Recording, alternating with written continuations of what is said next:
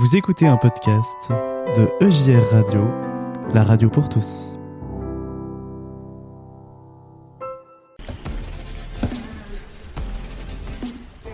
Le grand témoin du mois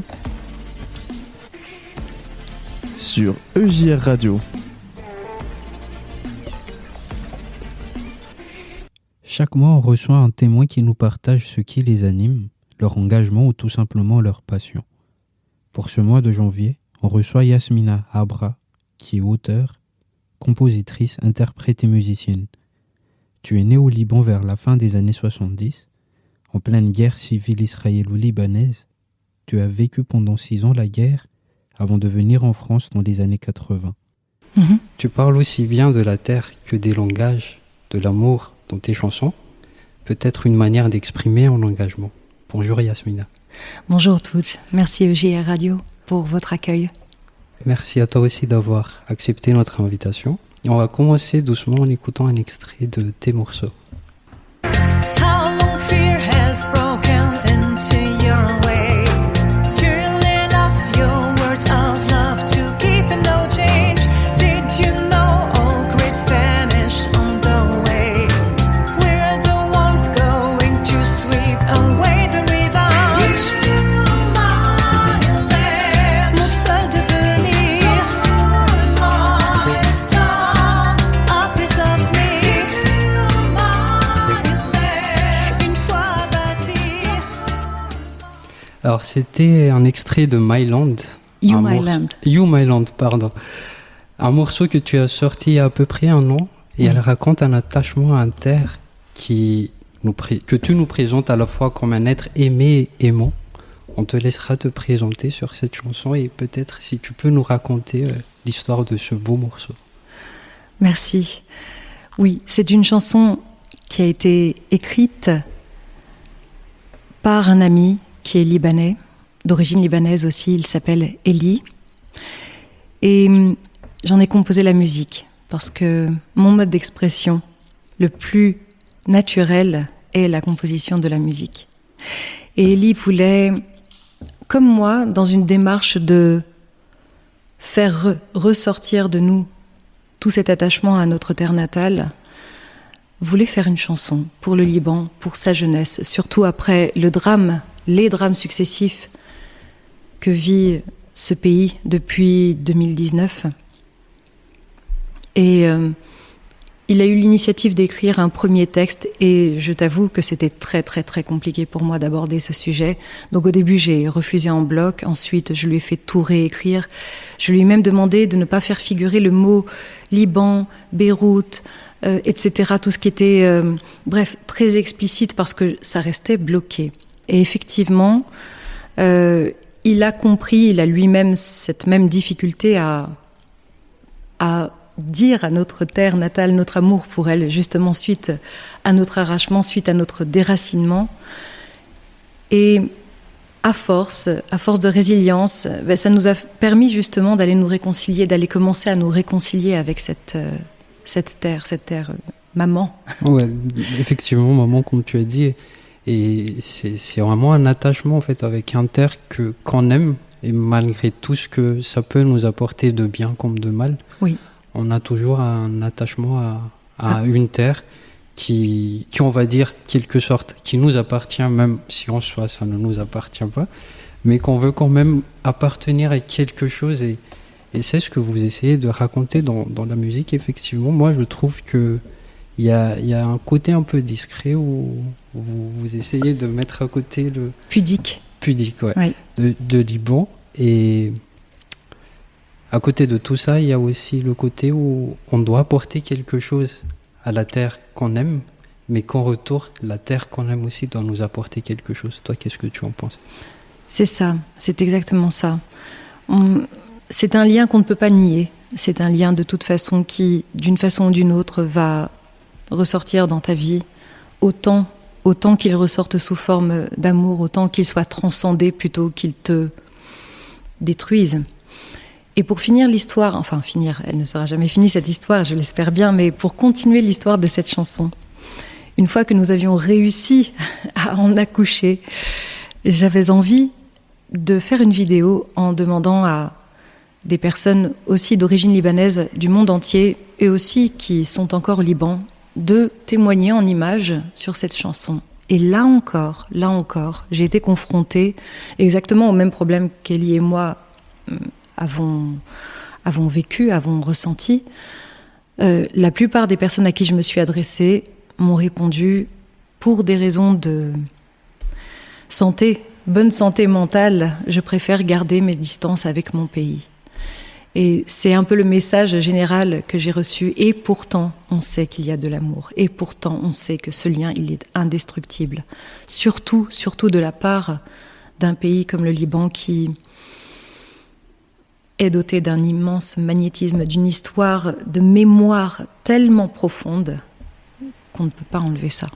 Effectivement, je crois qu'il y a vraiment quelque chose qu'on ne peut pas enlever dans l'amour d'un pays ou d'un héritage, on va dire, parce que c'est quand même la transmission de quelque chose, d'un père qui vient vers nous. Et là où, effectivement, toi, tu as été né au Liban, tu as vécu tant de misère, tu as vu la guerre, et effectivement, ça marque. Mais au-delà de tout ça, il y a le côté de transmission que je trouve, et peut-être avant d'en parler, on va peut-être écouter Notre Père en araméen.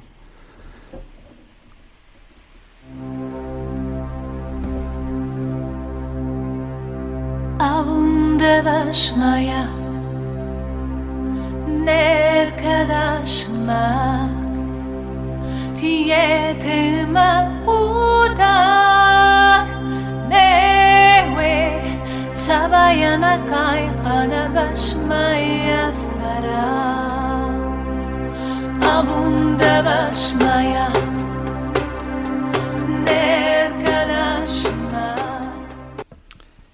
Alors, c'était un extrait de Notre Père, la prière Notre Père, que tu as chanté et revisité en araméen. Tu utilises bien des langues et des langages dans tes musiques. Tu composes des musiques en anglais et en français. Tu interprètes tes chants byzantins en grec, en arabe et en araméen.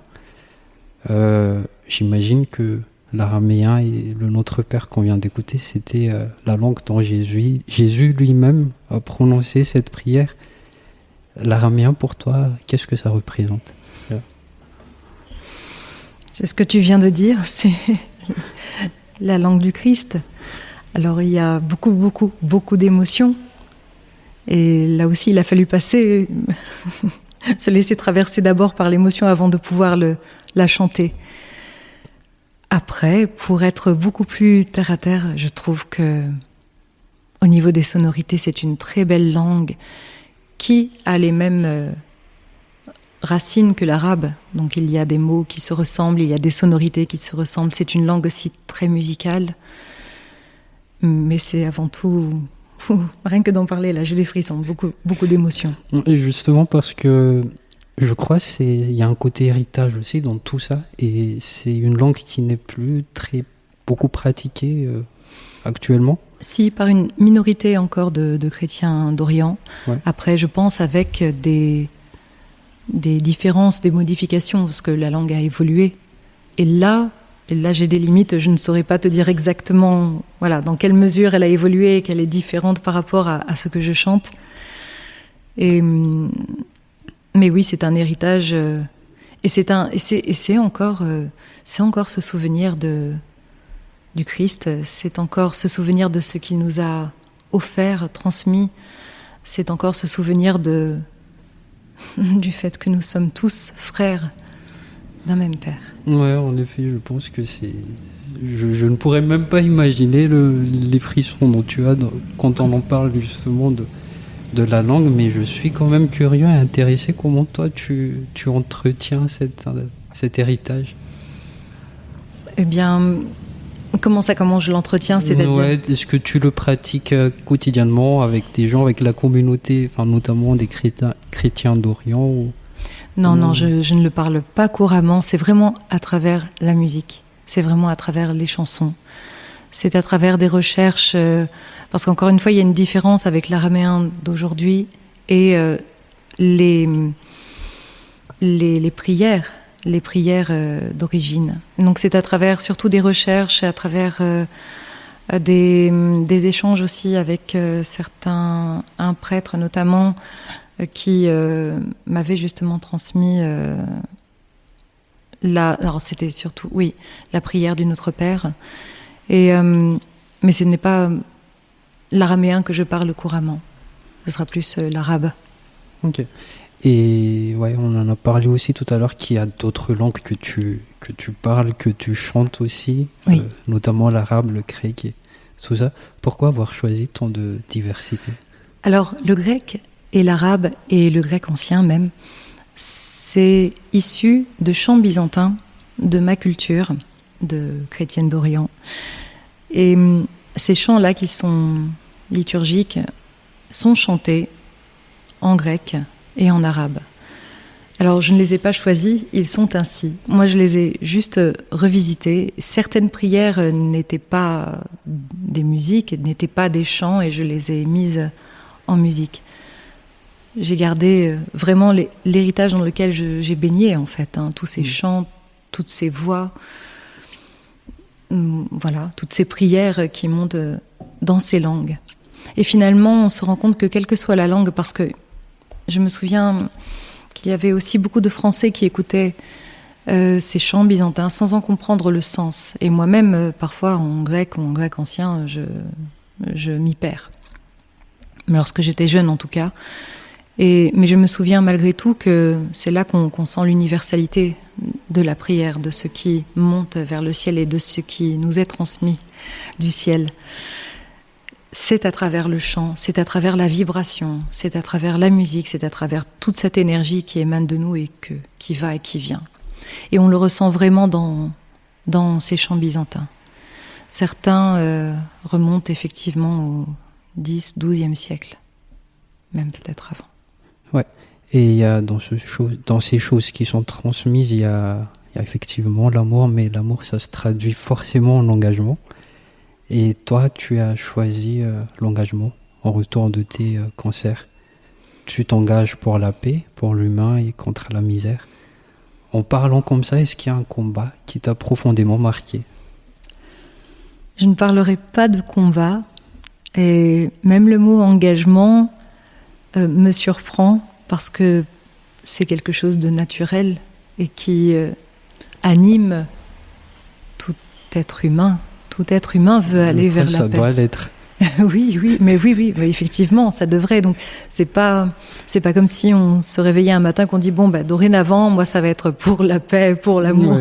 C'est pour son propre bonheur sur terre qu'on est animés tous.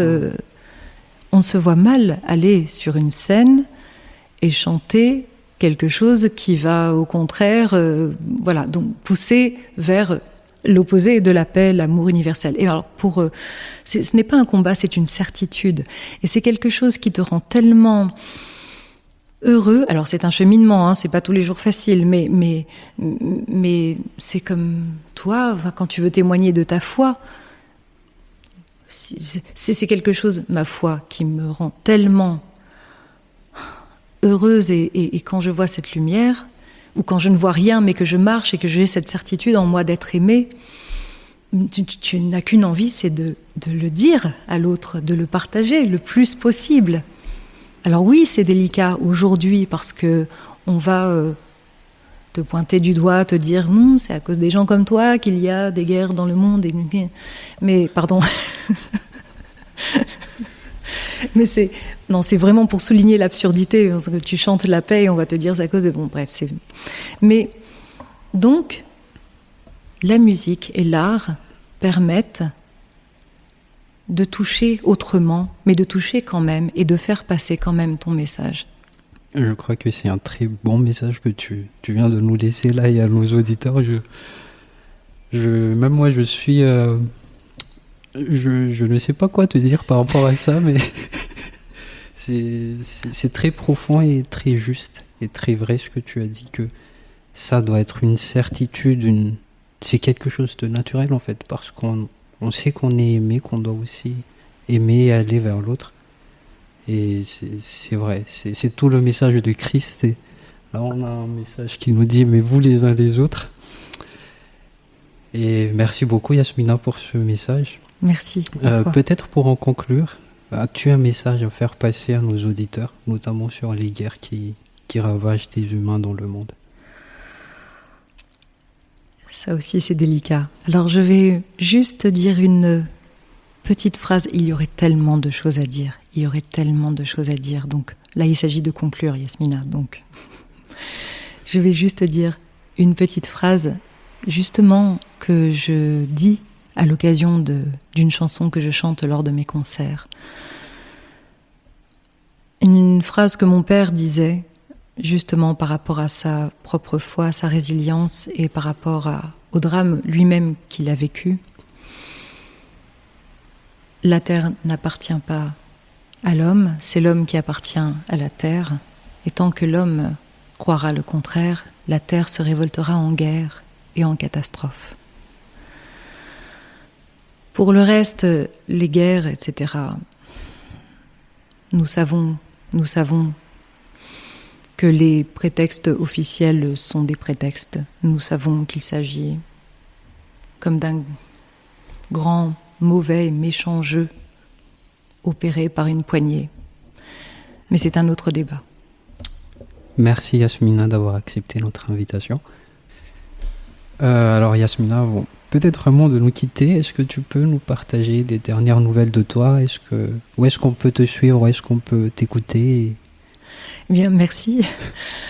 Eh bien, sur les réseaux sociaux, Facebook, Instagram, YouTube, sous mon nom, Yasmina Abra. Abra s'écrivant H-A-B-R-A. Et là, vous avez toute mon actualité, qu'il s'agisse de mes concerts en piano-voix, seul au piano ou avec mes musiciens, pour des causes solidaires ou pas.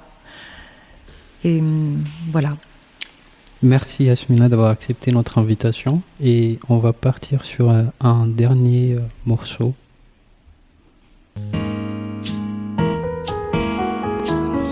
Les forts, les lobbies, les puissants, médusés de leur ignorance, souverains d'un royaume si grand, éphémère et pauvre de sens.